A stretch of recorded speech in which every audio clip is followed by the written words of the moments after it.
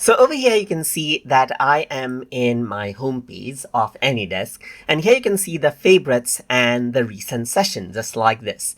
If I want to go ahead and change the display names of these, let's say for example I only see the code right here. But if I want to go ahead and change the display name of this, then all I need to do is right click and click on rename. So I can go ahead and say something like my laptop right here, enter, and you can see the name right here instead of the number. So hence it becomes easy to recognize which computer this is.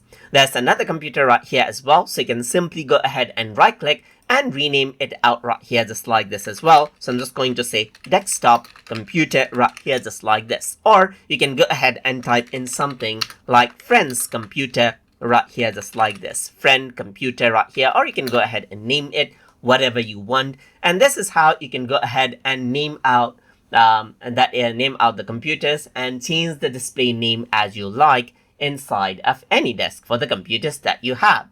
So I hope you guys learned something as always.